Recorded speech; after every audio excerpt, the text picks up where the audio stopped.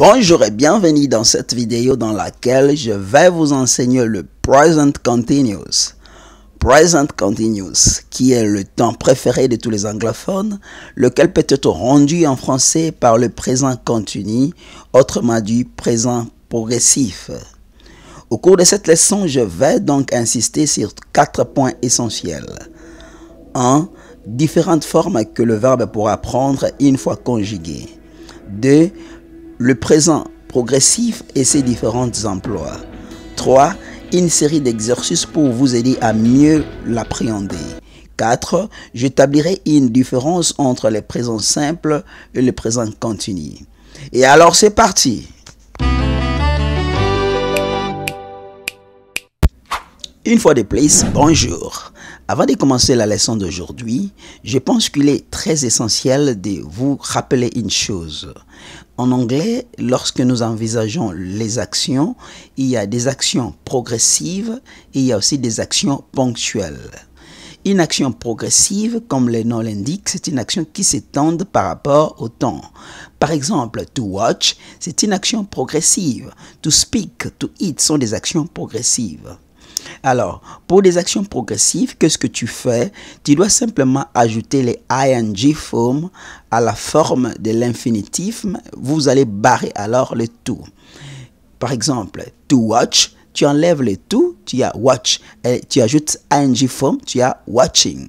To speak, tu barres le tout, tu ajoutes les ing form, tu as speaking. Alors, to see n'est pas vraiment une action progressive, mais c'est une action ponctuelle.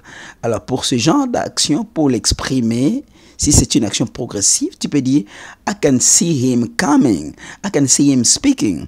Mais ce n'est pas la leçon d'aujourd'hui, mais j'espère qu'on y reviendra un peu plus tard. Forme affirmative. Ici, il est donc impérieux de connaître la structure, car sans la structure, tu ne peux rien. Quelle est donc la structure de la forme affirmative du présent continu? Vous avez sujet plus be plus le ing verb, c'est-à-dire verbe à ing form. Qu'est-ce qui se passe donc? C'est l'auxiliaire be qui se conjugue au temps présent. Je donne un exemple. Si le sujet est I, tu dis I am. Si le sujet est you, tu dis you are, he is, she is, we are, you are, et puis they are. Et tu vas ajouter le verbe à ing form.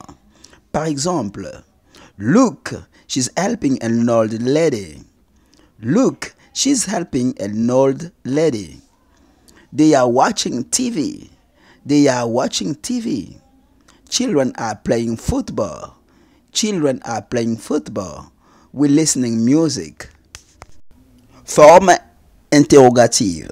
Ici, la structure est be plus sujet plus ing verb plus le point d'interrogation qu'on dit en anglais question mark. Par exemple, is she driving too fast? Yes, she is. No, she isn't.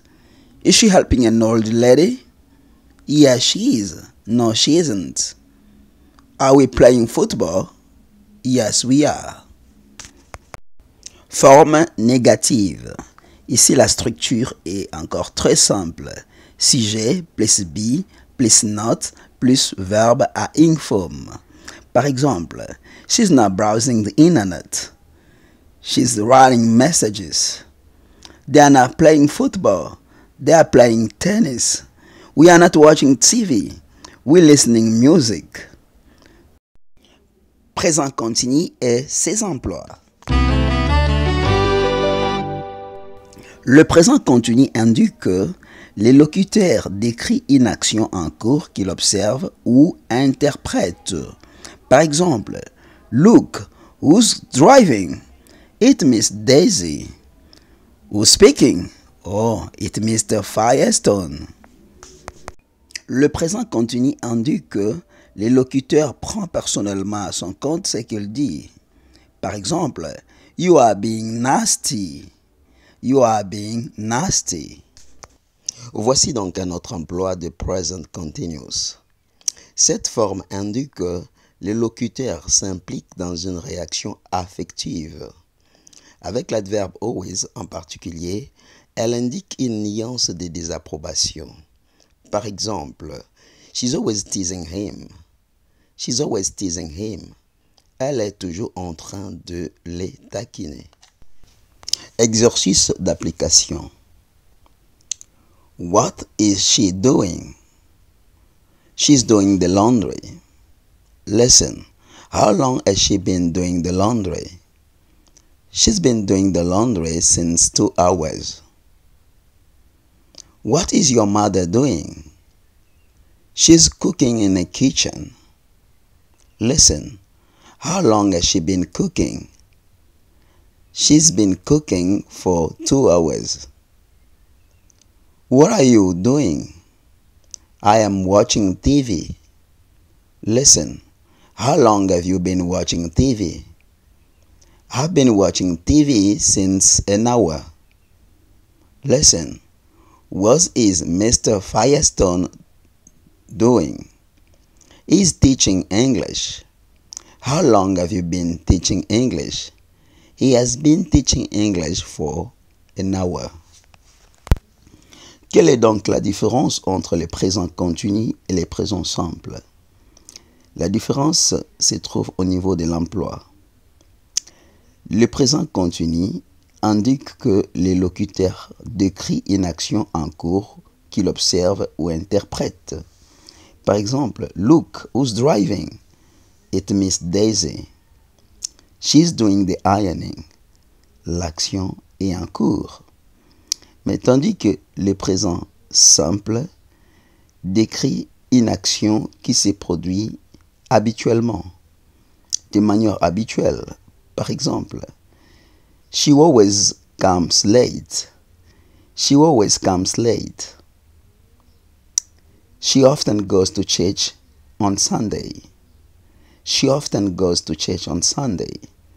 Ici, c'est l'habitude qui est décrite ici. Merci pour avoir suivi cette leçon. Maintenant, tu peux la vaquer à tes occupations. Si tu n'es pas encore abonné à cette chaîne, nous te demandons de le faire et de partager la vidéo, cet audio, à celles et ceux qui en ont réellement besoin. Ciao!